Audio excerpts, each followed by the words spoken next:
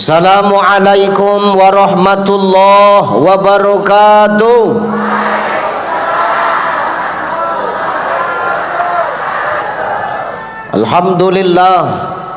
Alhamdulillahillazi anzala as-sakinata fi qulubil mu'minin.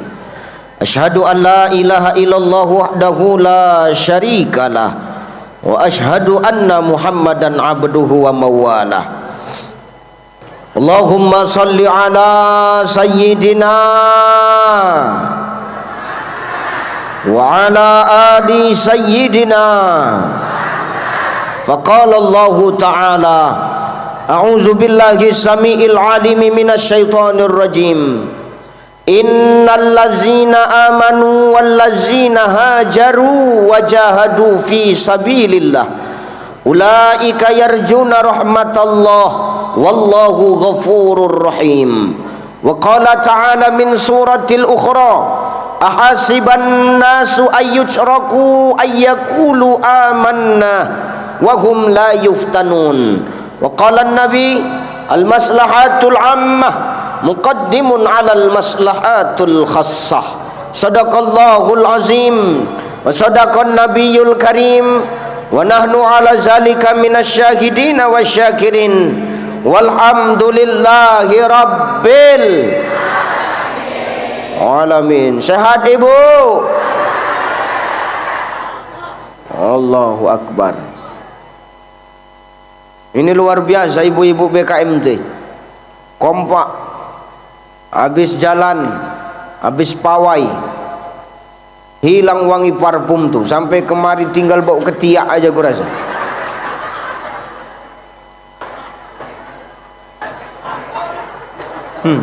Berkipas pula kawan tu, menguap ketiak tu ke depan. Allahu Akbar. Yang penting insyaallah ibunda yang hadir pada siang hari ini, pagi hari ini adalah wanita-wanita salihah. Para ibunda-ibunda salihah, para istri-istri yang berbakti kepada suaminya. Betulnya itu? Amin insyaallah ya Pak. Mudah-mudahan istri kita adalah istri-istri salihah. Ingat, maaf Pak, saya hanya ingin meluruskan supaya apa kita paham akan tugas dan tupoksi kita. Maaf Pak, ini harus ku sampaikan walaupun pahit kenyataannya. Masak itu bukan tugas istrimu, biar tahu kau dulu Pak.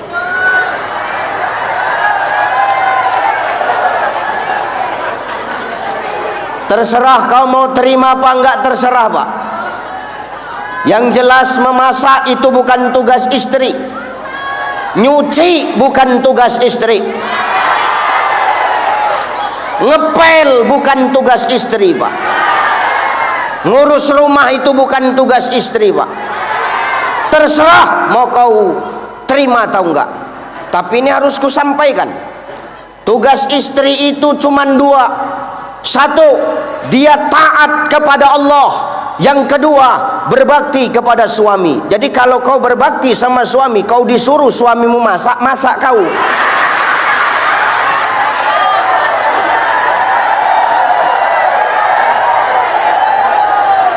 Disuruh nyuci, nyuci kau. Jangan melawan aja mulutmu, taunya tahu kau.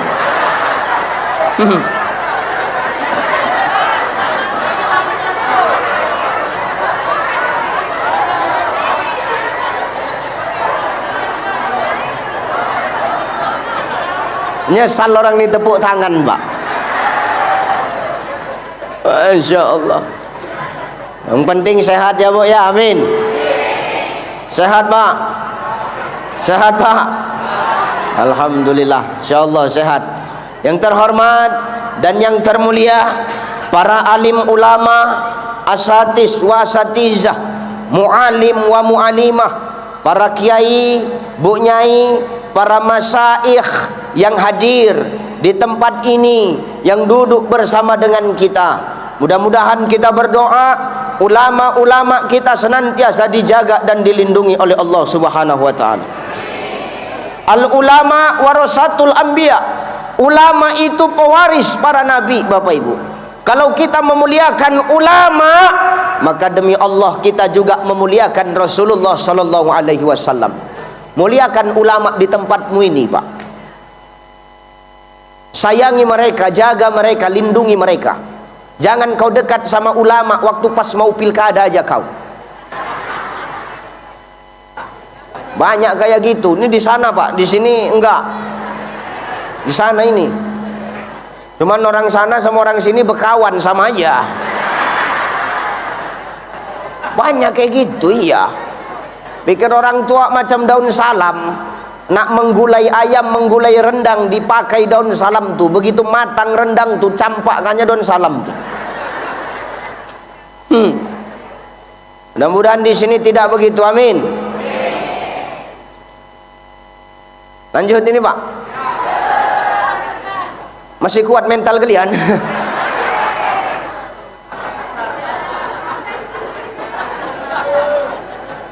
Yang terhormat Bapak Gubernur Kepri Kepulauan Riau, Bapak Haji Ansar Ahmad SE MM. Sehat selalu, Pak. Ini pertama kalinya kita berjumpa. Aku sering ke Tanjung Pinang nih, cuman baru viral makanya baru diundang.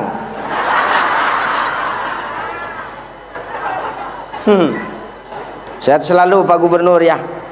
Yang terhormat Ibu Ketua BKMT sekaligus Ketua Tim Penggerak PKK Kepulauan Riau, Ibu Hajah Dewi Kumalasari Ansar, yang hari ini merangkap banyak kali jabatannya. Lebih banyak jabatan dia daripada lakinya aku tengok.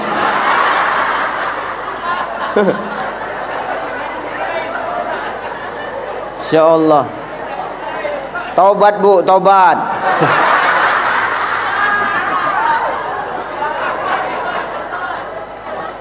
Sehat-sehat Bapak dan Ibu. Yang terhormat seluruh Forkopimda yang hadir, kepala dinas, kepala badan, kepala bagian yang baru dilantik menjadi otoritas keuangan. Abang lah yang bayar aku nanti. Ya, banyakkan sedikit. Astagfirullahaladzim. Ya, kemudian ibu dan bapak yang nggak bisa aku sebutkan satu persatu. Mudah-mudahan kita semua yang hadir ini adalah orang-orang yang Allah berikan keberkahan kepada kita. Bapak Ibu yang dimuliakan Allah Subhanahu wa taala, aku ndak lama-lama. 11:30 Pak Gubernur mau terbang ke Jakarta, Pak. Hah? Jam 12. Berarti 11:30 selesai. 1 jam aja, nggak usah panjang-panjang. Ceramah tuh biar pendek masuk semua, daripada panjang masuk separuh tak enak.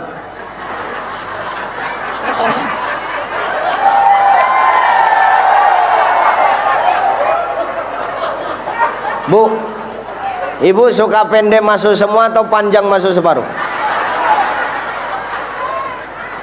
Enggak, ini ceramah Bu, jangan mikir yang aneh-aneh ya. Ini ceramah ya, jangan bayangin yang lain-lain. Ceramah. Allahu Akbar ya Karim. Ibu bapak yang dimuliakan Allah, ini pagi menjelang siang ini maaf, Rasul itu menghadap kepada Allah Subhanahu wa ta'ala. Ngapain Rasul datengin Allah? Rasul tuh ngadu sama Allah, Bapak Ibu. Apa yang diadukan Rasulullah kepada Allah? Rasul ngomong sama Allah, ya Allah, ya, pandang umatku ya Allah. Umat yang mana? Kekasihku. Tuh umatku yang hari ini duduk di balai daerah. Hah?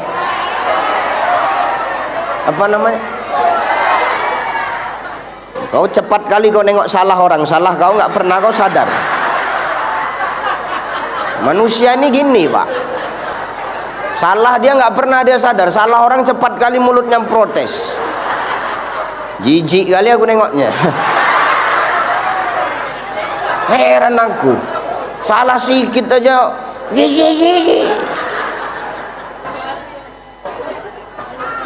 Pandang umatku ya Rabb. Umat yang mana kekasihku Muhammad? Umatku yang hari ini sedang duduk di gedung daerah. Ngapain mereka? Oh, mereka kompak ya Allah. Semua pakaiannya serempak, bajunya putih, roknya biru, selendangnya biru. Pasti ngangsur. Betul ya Allah. Enggak.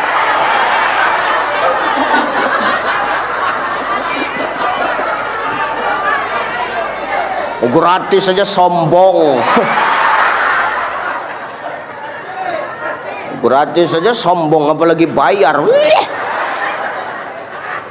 Nih, mereka ngapain Muhammad? Tuh, mereka duduk. Ngapain?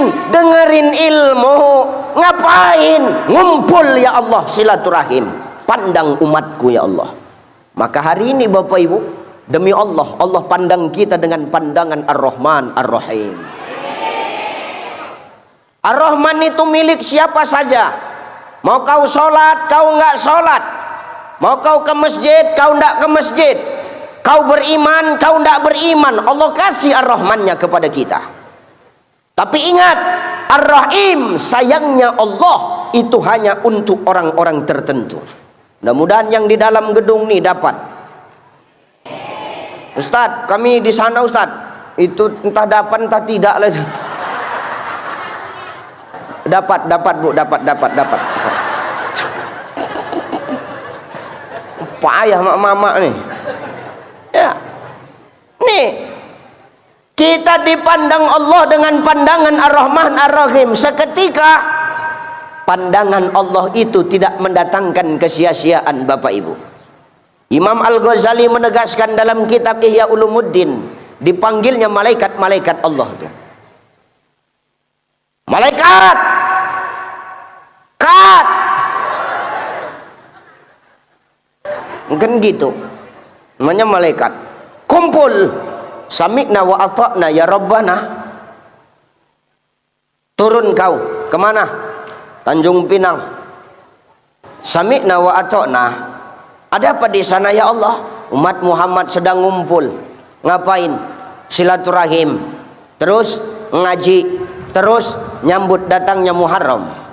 Datang kau ke sana para malaikat-malaikatku. Sami'na wa ata'na ya Rabbana. Tuh malaikat semua ngumpul Bapak Ibu. Malaikat semua turun. Termasuk Israel Bu. Hati-hati kau. Israel dah geram kali tuh nengok ibu-ibu dengar ceramah pakai kacamata hitam, dah geram aja tuh dah.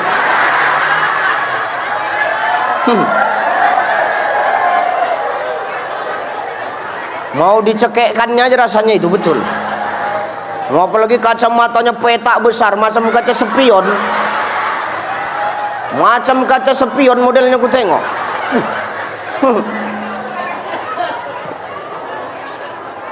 Hati-hatilah kau Bu.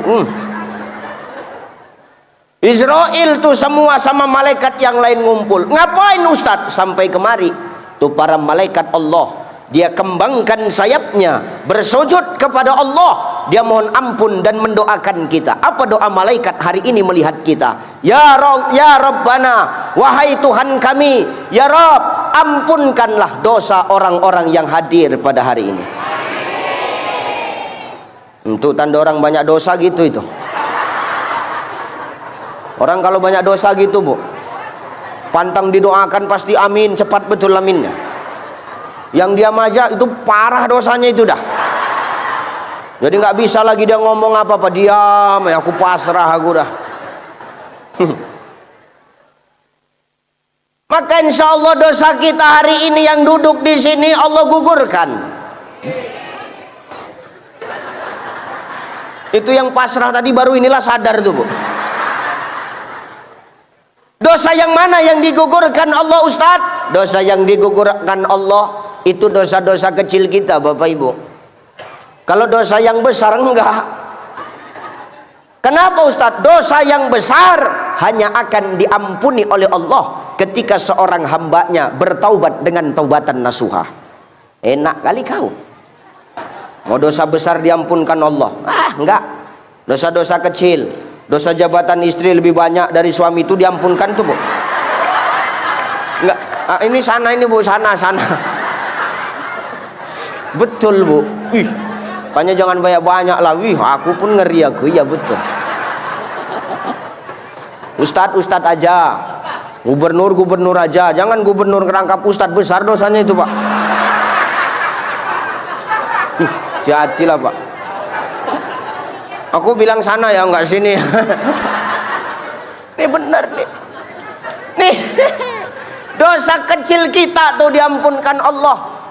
Mana dosa kecil? Contoh ibu tuh nyuciin baju suami, nemu duit di kantongnya. Ibu ambil diam-diam, nggak ibu pulangin, itu dosa itu Bu. Sekarang ibu jujur Bu, lebih bagus ibu jujur aja lah. Ibu kalau mencuci pakaian suami itu ada uang di dalam kantongnya, ibu ambil atau ibu pulangkan nama suami?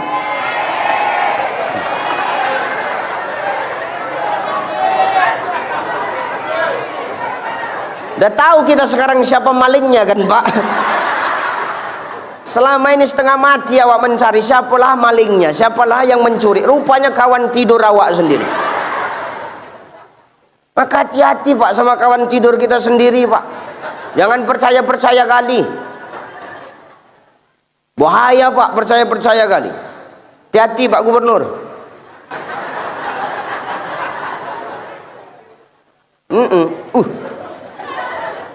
Jangan percaya-percaya. Ustadz kenapa bercakap macam itu? Itulah yang tak boleh tuh Bu. Kau ambil uang suamimu tanpa kau ngomong, tanpa kau izin, tanpa kau pamit, itu bukan hakmu. Tak boleh kau ambil, haram. Nggak usah kau tengok-tengokan, tengok aku aja udah. Tak usah pala kau pun juga nggak usah, kau tengok aku aja. Kalau kau terasa hari ini, kau rubah tuh Bu. Kenapa? Itu bukan hak bunda. Jangan semua mau kau ambil. Ada nampak uang tergeletak, punya siapa? Punya aku. Punya siapa? Nih punya aku. Semua punya kau. Sehingga timbul istilah uang suami, uang. Enak kali mulutnya ngomong tuh Pak. Aku ini yang nggak setuju nih Pak. Ini perlu ku sampaikan. Kalau nggak kena tindas terus kita Pak. Kena tekan terus. Apa nggak mati cepat awak? Ustadz kenapa tahu? Karena nasib kita samanya sebenarnya Pak. Nggak usah cerita lah. Mau siapapun kalau di depan istrinya, Pak Gubernur depan istri, di luarnya gubernur depan istri, honorer Bu, honorer.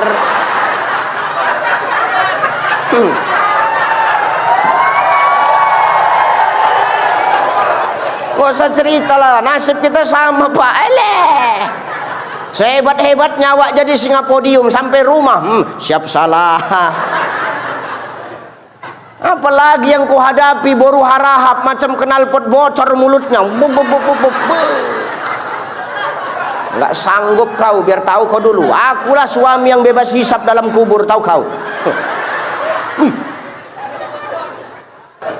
Hebat kali uang suami, uang istri. Tak boleh begitu. Yang betul itu di balik harta suami ada hak istri. Kalau ada hak istri berarti ada hak kami, tahu kau. Bukan semua punya kau. Ini semua kau ambil punya kau. Entah kapan punya kami. Enak kali mulutmu. Setengah mampus awak bekerja, kau yang cair, enak kali kau.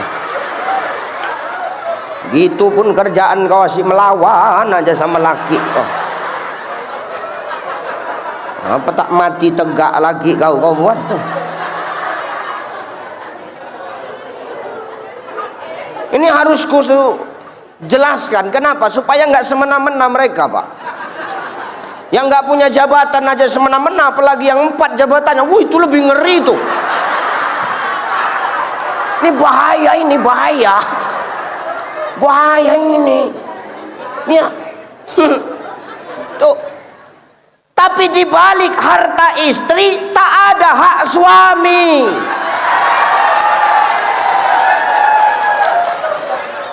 Kenapa? Memang begitu aturannya, Pak.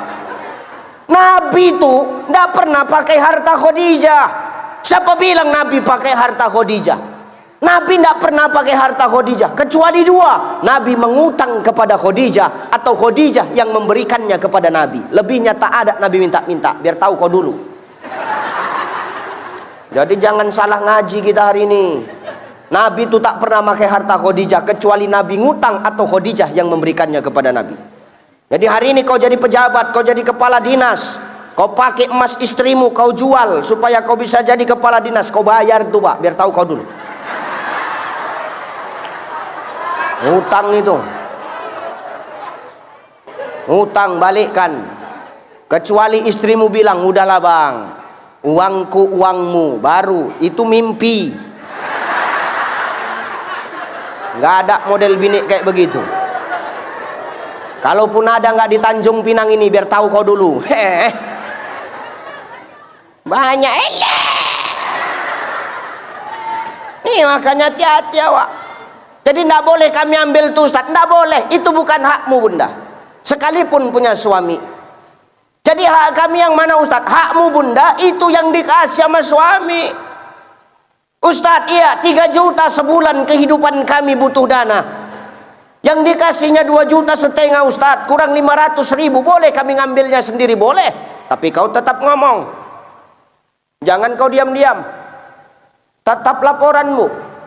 Aku berani bercakap begini karena dalam rumah tangga ku perjelas sini, ku tegaskan sama istriku. Maka istriku tak berani dia ngambil uang langsung dari kantongku, tak berani ngambil langsung dari dompet. Kenapa Ustaz? Karena tak ada lagi yang mau diambilnya, semua ada diambil dia.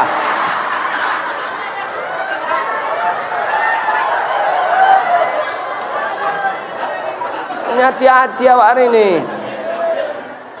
Maka insyaallah dosa kecil kita digugurkan oleh Allah Subhanahu wa taala.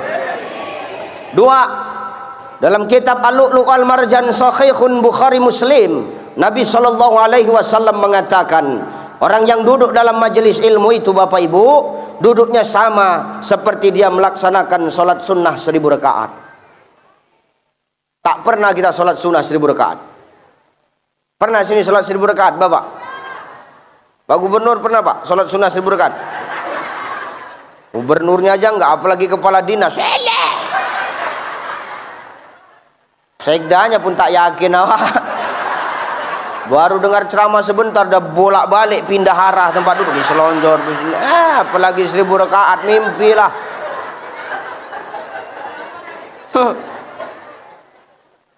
Tidak ada kita yang pernah. Ustadz pernah? Enggak.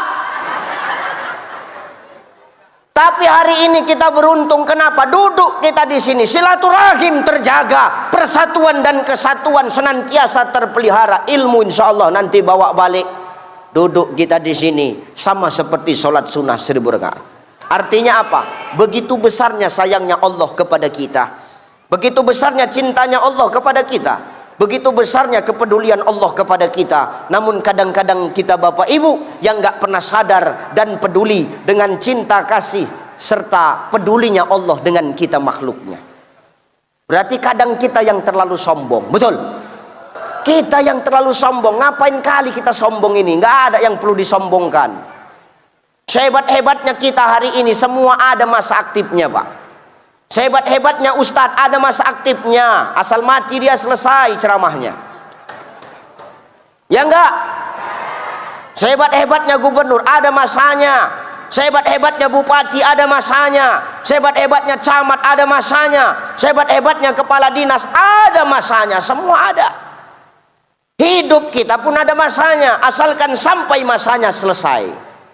Hidup ini bagai lampu dinding yang dinyalakan di malam hari. Apabila minyak sudah kering, ia kan pasti padam sendiri. Tuh. Hidup kita ini macam lampu dinding. Ada minyaknya, asalkan habis minyaknya, tanpa kau tiup, tanpa kau aba-aba, pasti akan mati sendiri. Begitulah kita. Jadi selama kita hari ini hidup, jangan sombong dengan kasih sayang Allah kepada kita. Allah kasih kita hidup karena Allah ingin kita terus memperbaiki diri kita, Bapak Ibu. Jangan kita semakin dikasih hidup semakin sok paten. Nggak usah perlu sombong kita hari ini. Apa yang perlu kita sombongkan? Dari tanahnya kita semua ini. Pak Gubernur dari tanah, Pak Sekda dari tanah, Ketua MUI dari tanah, Kepala Dinas dari tanah, saya dari tanah. Kita semua dari tanah. Cuman model tanah kan macam-macam.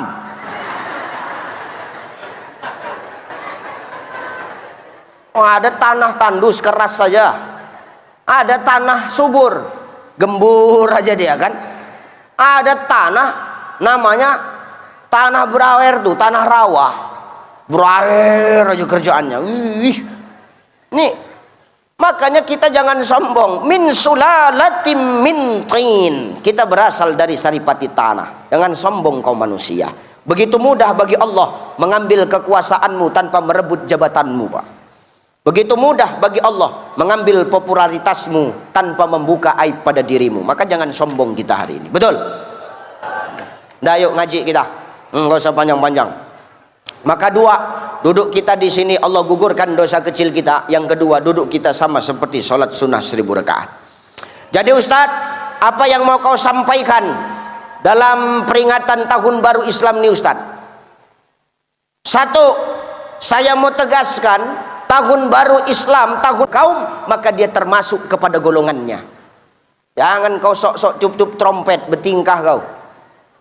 Kumpul semua di lapangan, tiup trompet, hitung 3, 2, 1, pengong. Israfil terkejut. Ditiupnya sangkakala tuh, kiamat gitu nih Pak. Maka jangan kau latah. Tahun baru inilah, Muharram inilah yang harus kita kenalkan. Kepada siapa? Anak cucu kita.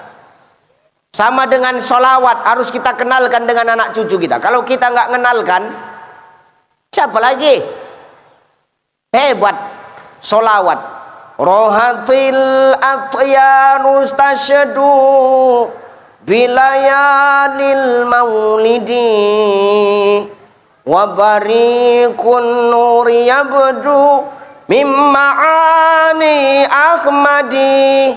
Gitu Pak Gubernur. Tadi kan Bapak kencang kali, entah cemana ngikutinya.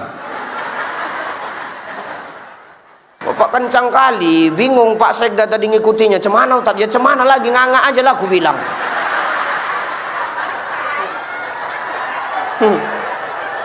Kalau nganga asal ikhlas kan dapat pahala Pak. Iya udahlah nganga aja aku bilang. Gitu notnya Pak. Bapak kencang kali, rohatil hati, awak pun bingung cemana ini kupikir.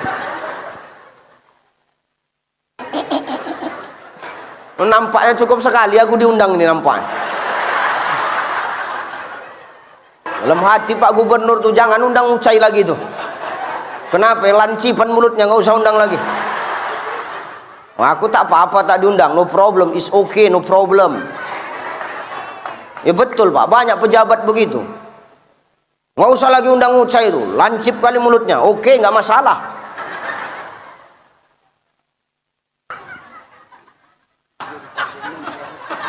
Oh, Pak Gubernur mau berangkat? Ya silakan Pak, hati-hati. Pak udah dititipkan kan sama.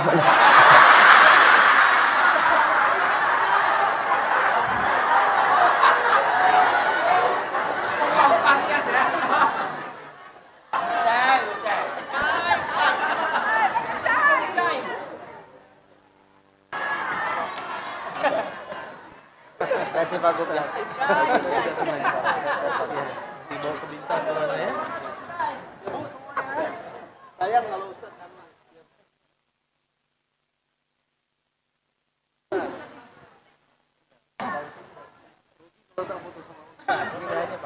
oh gini ya? Oh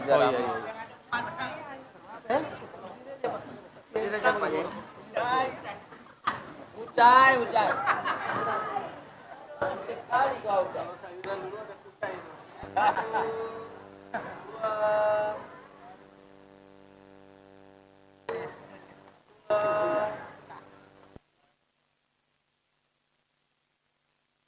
Perjalanan Pak, sehat-sehat insyaallah. Makasih.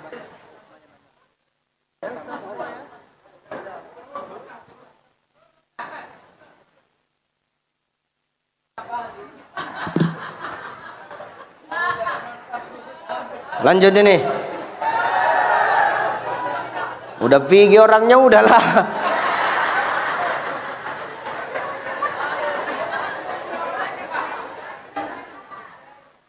Maka saya mau menegaskan, ini tahun baru yang harusnya kita rayakan. Makanya Umar bin Khattab tuh ngomong, apa kata Umar bin Khattab? Hitung-hitunglah amalmu sebelum amalmu itu dihitung sama Allah. Jadi Muharram ini momennya kita, waktunya kita untuk apa Ustadz? Merenung. Merenung bukan melamun, tapi apa? Menghitung amal-amal yang selama ini sudah kita jalankan. Lebih banyak mana? Yang baiknya atau yang buruknya? Gitu loh. Supaya apa? Ke depan kita menjadi manusia yang lebih baik lagi. Tapi Ustadz, apa? Hijrah itu berat. Hijrah itu Ustadz butuh perjuangan. Betul. Aku kemari pun butuh perjuangan. Tadi malam aku ceramah di Aceh, sampai di Kuala Namu hampir subuh.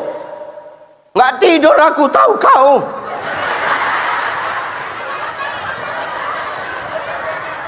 Jangankan tidur, mandi pun tidak, tahu kau.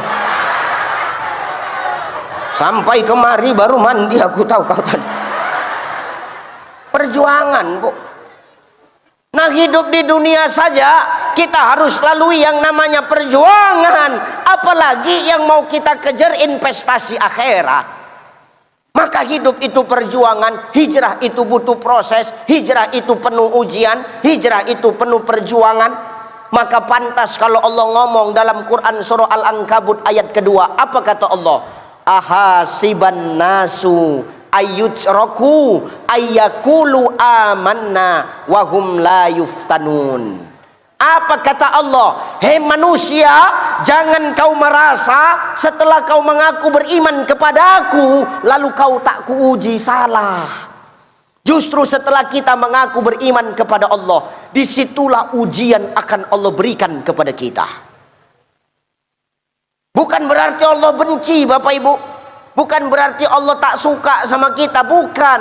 Allah kasih kita ujian karena Allah itu sayang sama kita. Allah pingin lihat sebesar apa kesetiaan dan rasa cinta kita kepada Sang Pencipta. Gitu loh. Ya, maka kalau hari ini maaf, mau berbuat baik rasanya sulit. Mau berbuat baik kadang-kadang malu. Kita masih sering mabuk, masih sering maaf, menceritai orang, masih sering membongkar aib orang. Ya sudah, ibadah saja, sholat aja. Perkara omongan orang nggak usah dipikirkan. Kenapa? Karena pengakuan dari manusia itu belum tentu diakui oleh Allah. Tapi sesuatu yang sudah diakui Allah pasti akan diakui oleh makhluk, Bapak Ibu. Hari ini kita ibadah untuk siapa? Untuk makhluk apa untuk Allah? Allah nggak butuh ibadah kita kok. Kita ibadah untuk diri kita sendiri, Bapak Ibu. Kenapa? Kita ibadah, Allah nggak untung. Kita nggak ibadah, Allah juga nggak rugi. Kalau kita ibadah, kita yang selamat. Kita nggak ibadah, kita yang rugi, Bapak Ibu. Maka hari ini tolong, hijrah itu memang berat, butuh proses, butuh perjuangan. Tengok Nabi, ketika Nabi berangkat dari Mekah ke Madinah, Bu. Wih, ya Allah. Lawannya siapa? Pak Ciknya sendiri, Pak Cik. Ini ayahnya. Ayahnya punya adik. Ini Pak Ciknya ini. Tahu? Ini ayahnya. Punya adik. Inilah Pak Ciknya itu. Siapa dia? Inilah Abu Lahab, Abu Jahal, laknatullah alaih. Apa kata Abu Jahal? Jangan sampai Muhammad itu keluar dari kota Mekah ini. Asal jumpa, matikan. Kalau hari ini maaf Bapak Ibu, kau ada orang yang tak suka, Kalau dia orang lain wajar. Tapi kalau hari ini ada orang yang tak suka, tapi yang tak suka itu keluargamu sendiri, sakit nggak rasanya? Itulah yang dialami baginda Nabi. Jangan kasih ampun Muhammad, asal jumpa bunuh. Bayangkan Pak Bu, tengah malam dikepung rumahnya, Nabi ngomong sama Ali, Ali, aku bakal dibunuh kalau ketahuan. Maukah kau menggantikan kau tidur di tempat tidurku Ali? Oke. Padahal Ali tahu siapa yang tidur di situ pasti akan mati.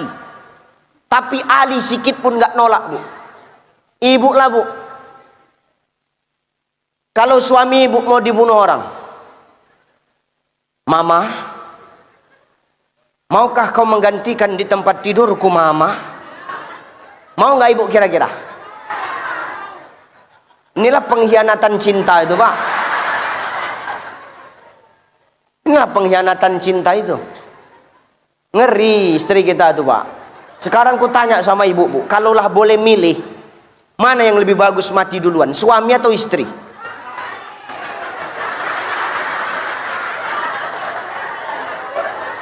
Itulah orang yang selama ini kita nafkahi itu Pak. Itulah balasannya. Perkara mati aja kita duluan coba. Makanya orang ini kalau gas habis pasti yang suruh masang gasnya kita Pak. Kita masang gas, orang ini keluar. Kenapa? Andai kata meledak gas tuh orang tuh selamat, kita mati, itu nyautak orang tuh.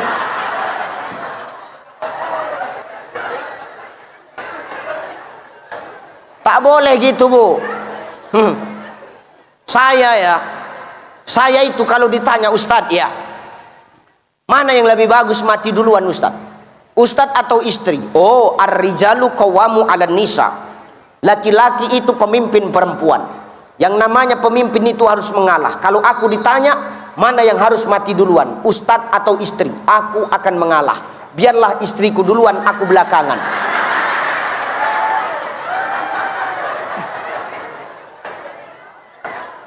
Namanya ngalah. Kalau ibu kan nggak langsung main tunjuk suami. Nih, Ali sudah tahu siapa yang menggantikan di tempat tidur Nabi pasti akan wafat. Tapi Ali sedikit pun nggak ada keraguan. Berangkatlah kau bersama Abu Bakar ya Rasulullah. Aku yang akan menggantikanmu. Waj'alna min baini aydihim saddaw wa min khalfihim saddaw fa'ashaynahum fahum la yubsirun. Kujadikan di depan dinding, belakang dinding, kanan kiri dinding, supaya mata mereka tak nampak ketika Muhammad dan Abu Bakar keluar. Disihir, pakai pasir, tak nampak. Bebas Muhammad keluar rumah, dikejar, masuk ke gua Pak namanya, tempat sembunyinya Rasulullah. Gua Sur, gua Hiro, itu tempat nerima wahyu. Udah salah kuat-kuat kau. Pede pula itu, jijik kali awak nengoknya. Iya, udah salah kuat-kuat.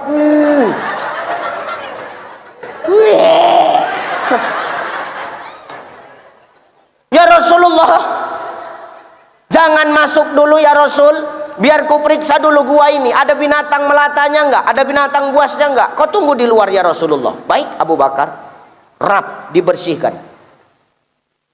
Ketika membersihkan dan menutup lubang-lubang dalam gua, keluar seekor ular Pak Bu.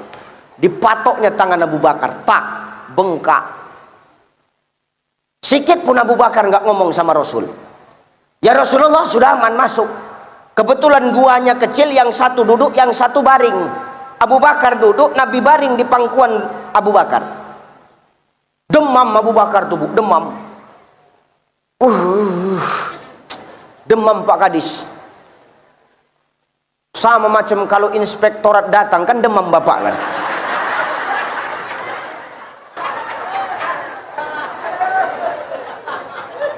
Jangan tengok-tengokan, iya kan aja biar cepat. Bagus ngaku daripada panjang gue buat. Demam Abu Bakar tuh Pak Bu, merasakan digigit ular, ditahannya air matanya, lama-lama nggak tahan, menetes, jatuh di wajah Rasulullah. Terbangun Rasul, maaf ya Rasulullah, aku membangunkan tidurmu. Kau kenapa? Kenapa kau nangis? Kau sedih meninggalkan Mekah? Abu Bakar, enggak. Kau takut? Enggak. Kalau memang takut, tenang aja, ada aku. Enggak kok. Kau mau pulang? Enggak. Ini kenapa kau nangis? Tanganmu kenapa? Digigit ular ya Rasulullah. Oh tenang. Diludahi dengan ludah Rasul, tangan yang bengkak, demam yang mulai meradang hilang seketika Bu. Ludah Rasul.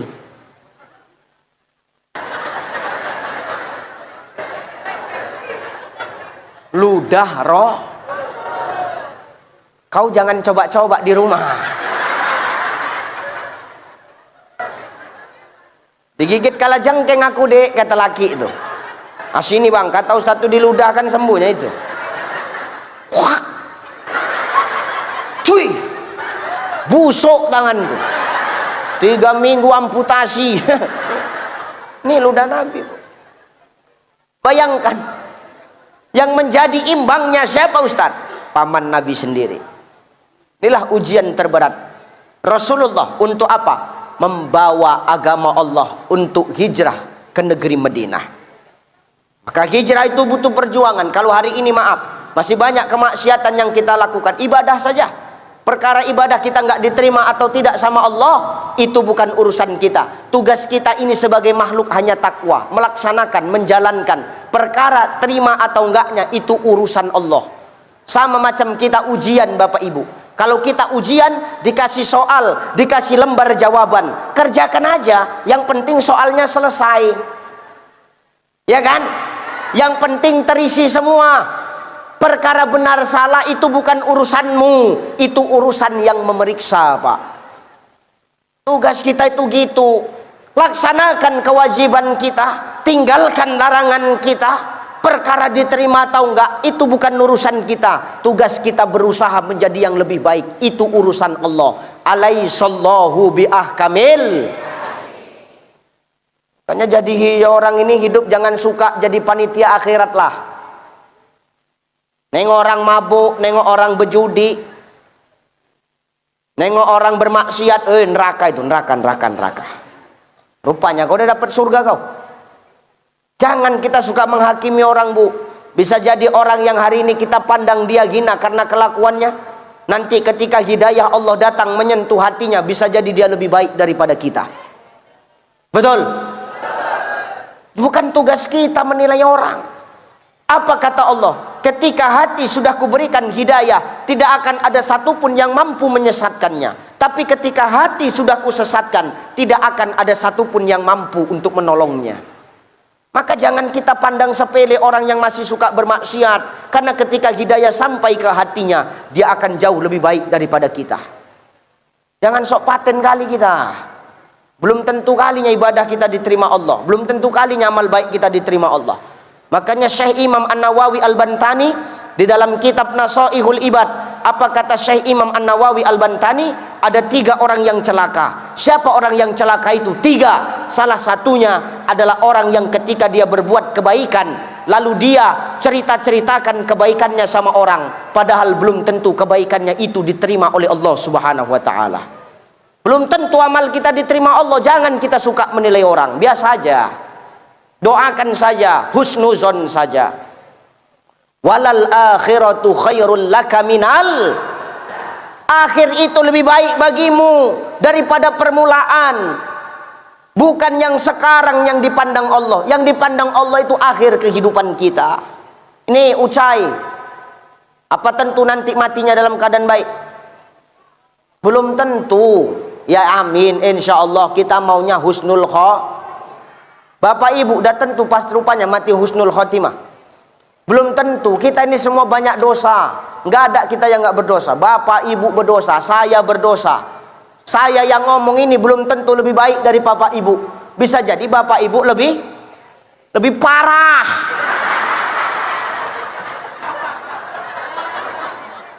Enak kali aku yang bercakap, aku yang rugi. Nih. Yang dipandang Allah akhir. Kalau hari ini kita tengok dia bermaksiat dapat hidayah, tahu-tahu ketika dia bertaubat dia wafat husnul khotimah toh. Iya, maka jangan suka kita mandang orang sebelah mata. Orang pakai dua mata jangan kadang-kadang kita salah nilai, apalagi pakai sebelah mata. Ya enggak? Sudah. Makanya ada istilah lebih bagus mana, jadi mantan orang jahat apa mantan orang baik? Mantan orang jahat apa mantan orang baik? Mantan orang jahat. Kenapa? Dulu jahat, sekarang baik. Mana lebih bagus? Mantan ustadz apa mantan bandit?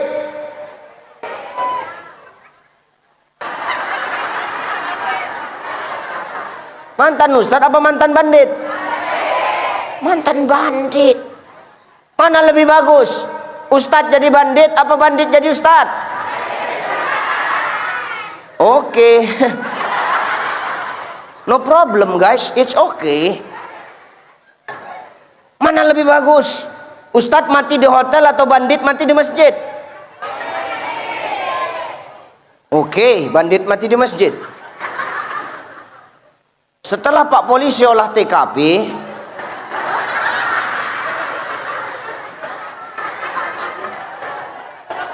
bandit tuh memang, ustadz tuh memang mati di hotel, tapi mati dalam keadaan sujud ketika sholat qiyamul lail. Bandit tuh memang mati di masjid, tapi mati kena pukul orang satu kampung karena nyuri kotak impak. Enggak kok, kayaknya kalian zolim kali sama aku.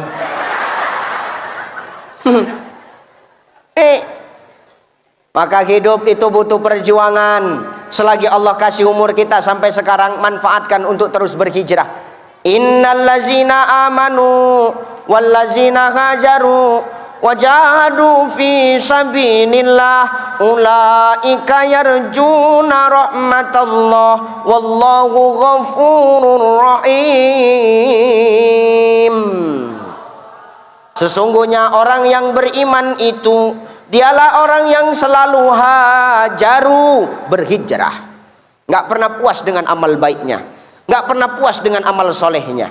Kalau ada orang beriman sombong dengan amal baiknya, dengan amal solehnya, dipertanyakan keimanannya. Kenapa? Berarti dia orang sombong. Orang beriman tidak pernah puas dengan kebaikan yang sudah dia buat, akan tetapi dia akan terus berbuat baik.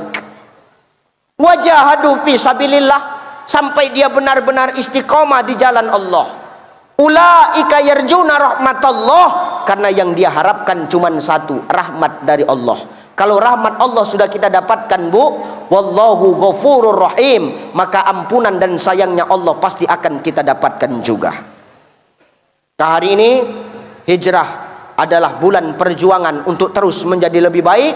Jangan dapatkan pengakuan hanya untuk pengakuan dari manusia, tapi pengakuan yang hari ini kita kejar adalah pengakuan dari Sang Maha Pencipta, yakni Allah Subhanahu. Mau apapun profesi kita, mau seburuk apapun masa lalu kita, tetap ibadah. Mudah-mudahan ketika kita beribadah, Allah wafatkan kita dalam ibadah, sehingga kita wafat dalam keadaan husnul khotimah. Satu. Dua, hijrah ini melahirkan seni. Melahirkan, kenapa hijrah melahirkan seni, Ustadz? Dulu Rasul ketika berangkat dari Mekah ke Madinah, berangkat sama kaum muhajirin, sampai di Madinah disambut sama orang Ansor, orang-orang Madinah, Pak Bu. Apa sambutannya? Tala'al badru min saniyatil wajabah syukaru mada'alil. Seni nggak ini? Seni nggak? Seni apa? Seni qasidah. Kenapa hijrah melahirkan seni? Kenapa ini Rasul nggak marah waktu disambut seperti itu? Karena Rasul ingin mengenalkan ini loh seninya Islam. Lewat seni ukhuwah akan terjaga Bapak Ibu. Lewat seni lapisan masyarakat bisa dirangkul dengan baik. Seni itu Nabi itu. Nabi ingin ajarkan sama kita ini loh seninya Islam. Dan seninya Islam itu menggambarkan akhlak serta adabnya orang Islam. Makanya kalau ibu-ibu main qasidahan, apa pernah pakai baju bikini? Apa pernah auratnya terbuka? Kan kompak seragam. Pakai gamis, kalau hitam, hitam semua, putih, putih semua, biru, biru semua. Ya enggak? Semua kompak. Gamis yang 3 kali bayar itu. Kau yang gamis baru, kami yang setengah mati bayar yang surannya. Enak kali kau jadi perempuan ya. Tuh qasidah tuh. Pakaiannya nutup aurat. Makanya nih senang aku nengok ibu-ibu begini nih. Ini baru namanya berjilbab. Harus tahu bedanya jilbab, harus tahu bedanya kerudung. Nih simak ya, simak. Jilbab, kerudung. Sampaikan sama istrimu, Pak. Khusus yang punya istri, yang duda diam-diam aja. Gak usah kau sampaikan sama istri orang pula. Ada jilbab, ada kerudung. Apa bedanya? Jilbab itu dipakai dari kepala menutup sampai ke dada. Nggak usah tengok-tengokan, pandang aku aja. Jilbab tuh begitu, dipakai di kepala menutup sampai ke dada. Kerudung dipakai di kepala, lampu tembak tetap nampak. Apalagi lah bahasanya yang lembut kalau nggak lampu tembak. Nggak usah tengok-tengokan, kalau tersindir rubah. Bukan perkara gaya, tapi perkara apa? Syariat, Pak Bu. Nih, jangan kau yang berbuat, kami yang menanggungkan dosa. Kau pamerkan lampu tembakmu sama siapapun, kami yang menanggungkan dosanya, tahu kau? Hati kita Bu. Nih seni syariat ya Bu ya. Jilbab bukan kerudung. Makanya orang yang ngaji sama yang nggak ngaji itu harus ada beda. Jangan orang yang sudah ngaji sama yang nggak ngaji nggak ada beda. Nanti kita diketawai sama yang nggak ngaji itu. Apa kata yang nggak ngaji? Leh. Percuma tiap bulan pengajian. Leh. Mana-mana masih suka bongkar aib orang. Leh. Bagus aku nggak ngaji. Diketawainya kita. Leh. Percuma udah ngaji. Mana-mana membuka aurat. Mending aku nggak ngaji. Coba, malu nggak kita digitukan? Maka orang yang sudah ngaji sama yang nggak ngaji, minimal akhlak dan adabmu itu berbeda. Minimal auratmu kau jaga Bu. Kau ini aurat yang berjalan. Jangankan lekuk tubuhmu, suaramu pun aurat. Suara yang mana Ustadz? Suara yang mendayu-dayu. Yang kedua, suara yang menaikkan, mengajak kepada kemaksiatan. Mendayu-dayu itulah yang menaikkan syahwat. Bagi yang bukan mahram. Halo. Assalamualaikum Ustaz. Udah tua jontik kau, jijik. Wala aku dengarnya aku pikir. Ustaz. Bisa pengajian hari ini Ustaz? Insyaallah. Ustaz. Kami tunggu ya Ustaz. Makasih Ustaz. Assalamualaikum. Awak pun terikut salam.